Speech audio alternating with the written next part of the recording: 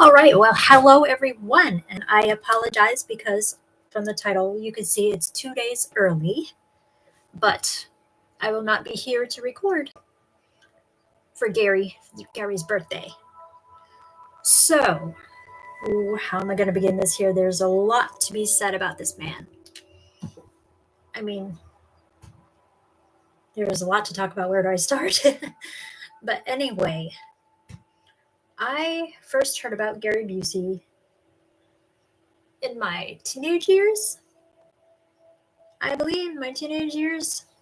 I heard he had an accident and he suffered severe brain damage from that. But I got to tell you, to start with, he is a great testimony. A great testimony to life because all the stuff he had to learn and all the, to talk again and to move again and to process information again. I suffered from brain damage from hydrocephalus, but that is nothing compared to what he went through.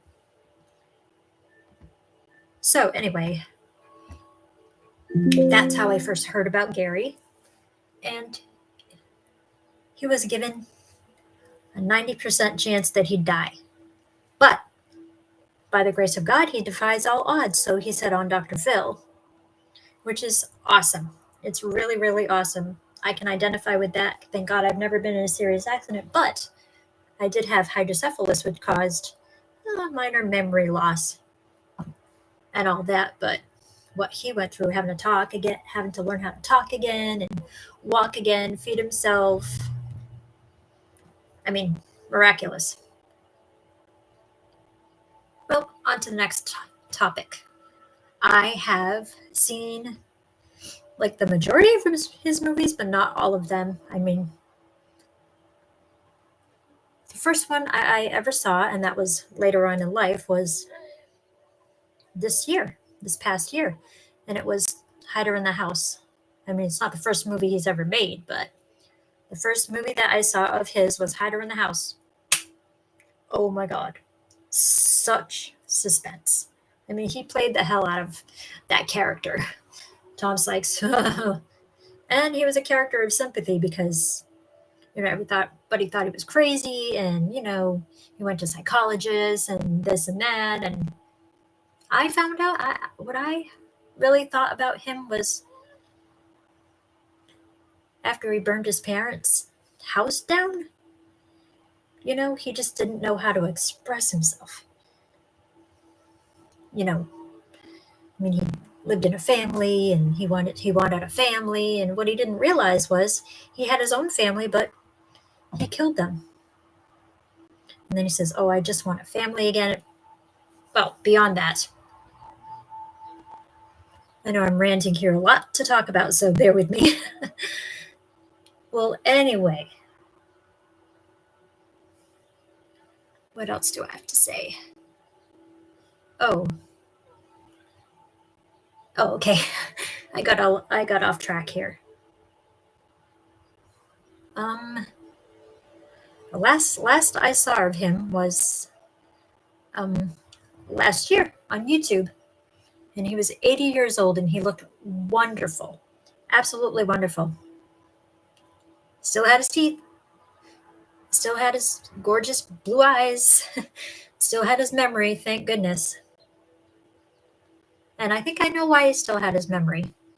If anybody were to ask him, why at 80 years old your memory's still good, he'd probably say, well, in his voice, well, if you keep your mind strong when you're young, when you get to be my age, you'll have a great memory still. So all with technology today and you kids on your computers, I could just hear him saying that. It is true. But anyway, God bless him. He is, and a lot of people don't like him. And nobody really understands what he's been through that ultimately changed his personality.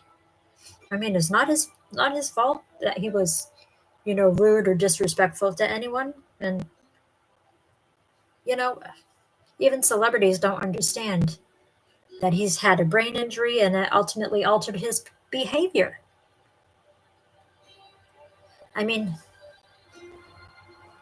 And this going to court thing. I mean, they're convicting an 80-year-old man of something that happened a long time ago, which I don't think personally is right. I mean, I had an uncle that was 80 and was still getting jury duty letters. I mean, is that not wrong to send somebody to court over? I mean, even if it was a virtual court thing, he should have never had to go through that. I mean, that crime happened a long time ago. Well, anyway, what else do I have to say here? Let's see. The movies. Some of his movies that I've seen, like I said, Hider in the House, I've seen, and that was fantastic. In fact, that was one of the last films that he ever filmed before his accident, which I never knew. And somebody confirmed it on YouTube. I'm like, wow. Lethal Weapon. Mr. Joshua, what a legend. Yeah, he was mean. What else have I seen from him? I'm with Busey. Oh yes, I'm with Busey on Comedy Central. I never watched it on television, but I've seen it now on YouTube. What what a funny, goofy, quirky show that is. I mean, it's also very informative. I mean, he takes the Adam De La Pena around and shows him all kinds of things, and they goof around. And they bond with each other, which is amazing.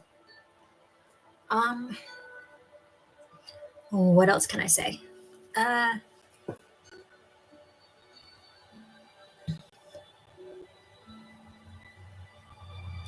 I'm having a brain fart. Oh, fart! Feeling a rectal transmission.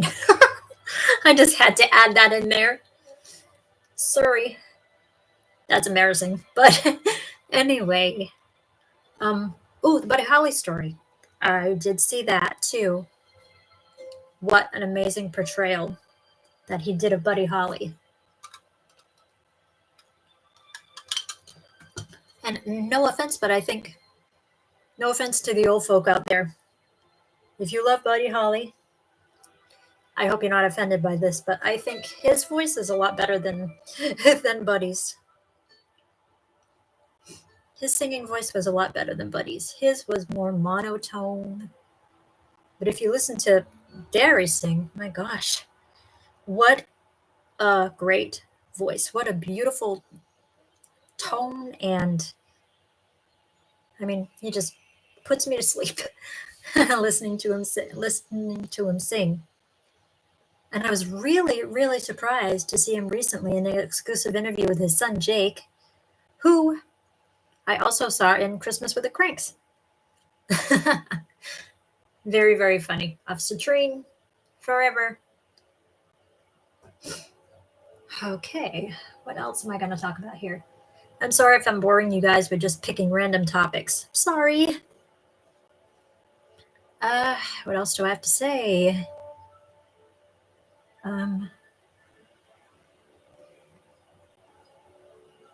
It's just maybe in closing, it's amazing how well he's doing at 80 years old. I mean, you think at his age he would have dementia or something. Nope, not him. I mean, it takes some time to answer questions and stuff, but hey, sometimes that happens to your brain, as you age, but his ability to recall all this information. I mean, you ask him a question, he's right there, like on that interview that I just mentioned earlier. He was able to recall the time that he was born, even. I mean, I was born in 1983, and I couldn't even remember the time that I was born. My parents would have to tell me, He remembered the time that he was born and all that. And one thing I will say is he is very, not resistant to he's very resistant to opposition without going over the edge and screaming over it. I mean, like some episodes of Big Brother and stuff like that, I see everybody yelling at him, shouting at him. cursing at him, and he'll just say, "Oh, whatever, I don't want to deal with that." And boy, if that were me, I'd be tearing into them. And nope, he's just what I would call, people would be a wreck and he would be a rock. Like, he wouldn't like tear into them, which I admire. I aspire to be like that, but not all people today are like that. So, again, forgive me if I'm rambling, but I have a lot to say. Excuse me.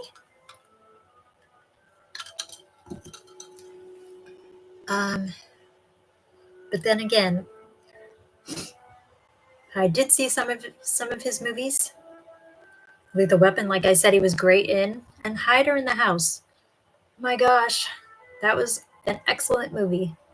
Without being too violent, without being too scary, it was just suspenseful. Tom Sykes, what a misunderstood character. Which is the same of Garrett Busey today, seems like.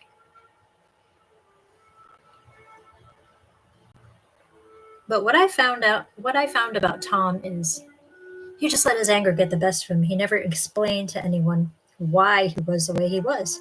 He just kept going to psychologist after psychologist after psychologist. And what I found is, like, if he just explained to people why he was the way he was, I bet people would have had a different perspective of him. Like, not crazy, just a misunderstood little boy who wanted a family. Like, he tells his psychologist, "Oh, there's a family I like very much," and without telling him right out, my own family treated me like trash, and I want my own family that'll treat me nice. So, what else do I have to say here? Where else am I going to go with this? I have so much to talk about.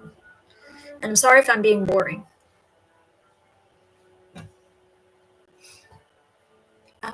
What else do I have to say? It's just he's a testimony to life. I mean, he's got a lot of knowledge, and in fact, I was thinking about writing a book, not about him, but based on his show. I'm with Busey. But changing the names of both Adam and Gary to Alex and Mr. Garrison. Except he would play a teacher in that book. He wouldn't play himself. And Alex would be one of his students. Got to get that written. Oh well. Well, anyway, I'm going to close this live stream, and I don't think he's watching, but Gary, if you're watching, I wish you a very happy 81st birthday. God bless you, and take care of yourself. Okay.